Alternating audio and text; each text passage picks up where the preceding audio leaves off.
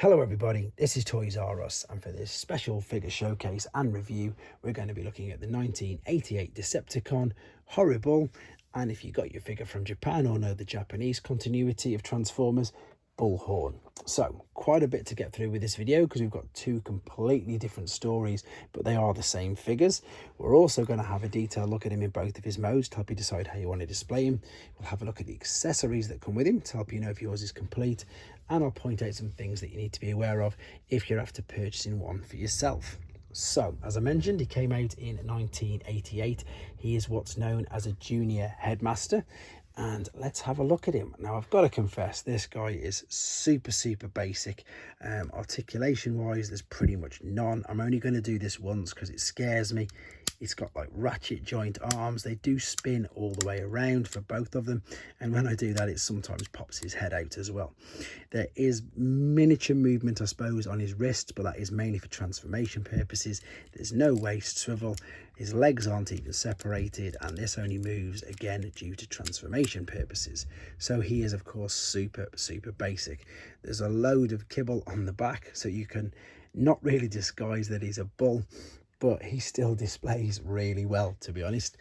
And again, he is very small. To give you an idea of how small he is, well, especially in headmaster terms, here is one of the original headmasters from the year before, and you can see straight away there's a huge size difference. There's also a difference in the heads. If we take these off, this guy, so if we talk Hasbro first and foremost, this is Kreb, and he is his Nebulon partner. And there we go. So we can open him up. There's no more articulation at the elbows, or the arms rather. You've just got the legs that fold out. Now, one of the mini letdowns, I suppose, of this figure, if you want to be picky, is this part here. This would give you a dial, a reading, sorry, on the dial here of his speed, his strength and his intelligence, but it's just one barrel. So if you just push it down, it gives you the same reading all the time. No different. The funny thing about this is, though, that you can actually swap the heads, and you'll be able to see perfectly what I mean now by the fact that if I fold this down, you can see there's three independent barrels. So when he goes in, that pushes the three like that.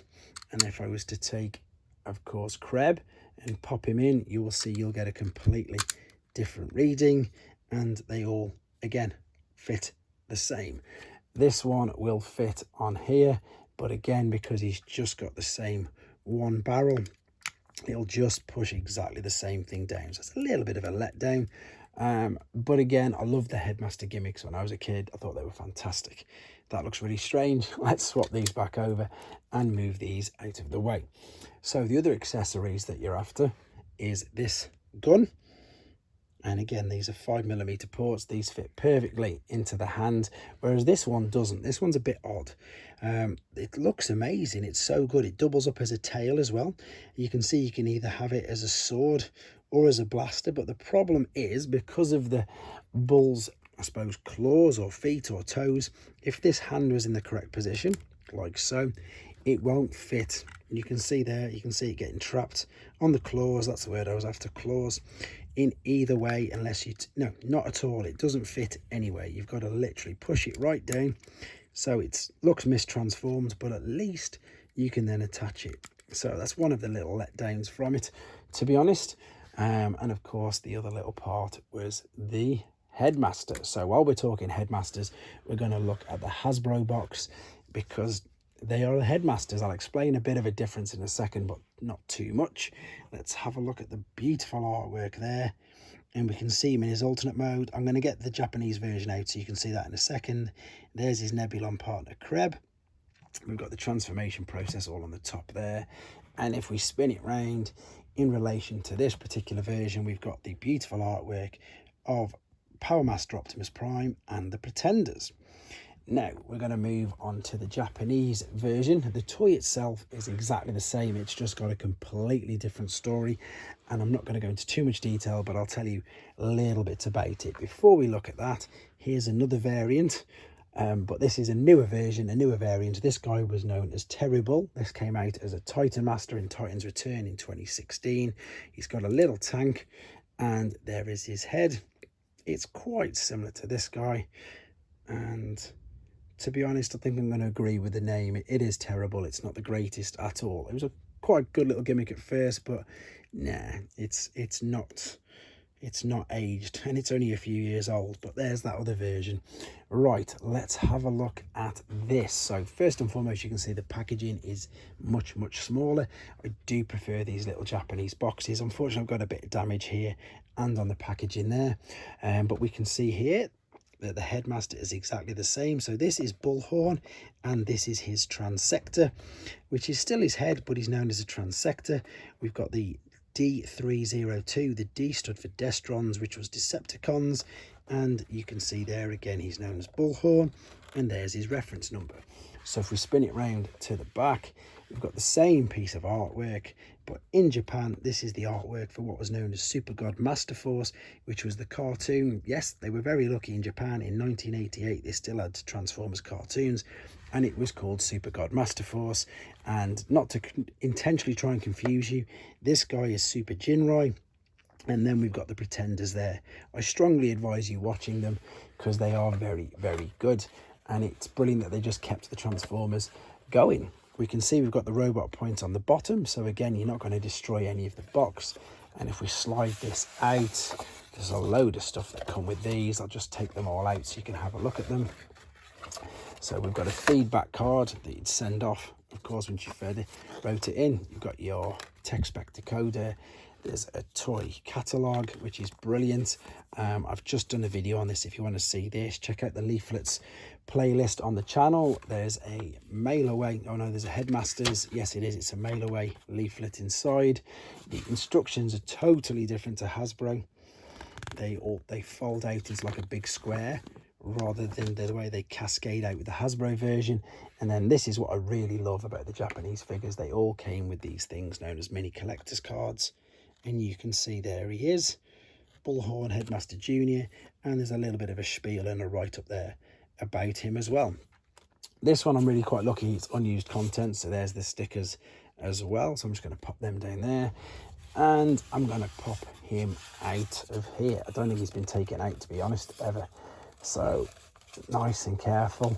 While I'm attempting to take this guy out, I just again want to say how much I think that the Japanese boxes are better because of this. Because obviously once you've ripped him out of the bubble of the Hasbro, it was pretty much never going to be the same again. Whereas this guy keeps him safer.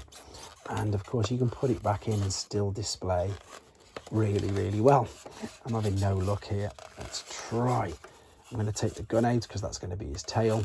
I'm going to turn it upside down, and even there, see on the back of the polystyrene, it still says D302, so you know that the polystyrene is legitimate and it matches the figure that you've got. Right, I should have thought this through, to be honest, but I didn't realise it'd be so hard to get out. So here he comes, here he is. It's a lovely alternate mode. I do really like it. Okay, you're saying it's a bull, but to me it definitely looks like something off Ghostbusters. It really looks like, you know, the great big dogs at the end. So here is the alternate mode. I mentioned earlier the fact that we can get the double blaster. We can attach this there, and this will double up as a tail like that. I'm not going to push it all the way in because it's just obviously been opened. So that is how, yeah, you can see him there, probably better up against the white. Articulation wise, again, these are the same as the arms in the robot modes. There's a bit of articulation here. They will click around. The jaw is fused. You can't open that at all. But what we can do is we can open up the back here nice and carefully. This is what you need to be most aware of. This is what is always broken on these figures. This particular hinge here, because A, it comes back that way, and B, this door opens up as well. I'm not going to open it all the way up, but what you would do is you would take your either Nebulon partner or your transector, and you would just pop him in like so, and he will sit in there. And of course, in however which way you're looking at it, he can either drive or bond with the particular, well, with him in his alternate mode. Let's take him out and let's pop it back in. Again, there's nothing more to see there. The hind legs don't even move. They're completely fused to it. But great figure, great idea, great concept. And again, I would definitely implore you guys to watch Super God Masterforce, just purely because It's brilliant, and as I say, it keeps Transformers alive. I'm going to put that back in a second. To be honest, I'm going to just wrap this up here so I can do it nice and neat and carefully without rushing it, because I don't have much luck with vintage figures. I'm just going to bring that there and say thank you guys for watching this. I hope this brought back some nice memories if you had one when you were a kid, or indeed if it did help you with your decision on whether you wanted to get one for yourselves. Thank you very much for watching, guys. Take care. Thanks for watching. Like and comment, and don't forget to subscribe.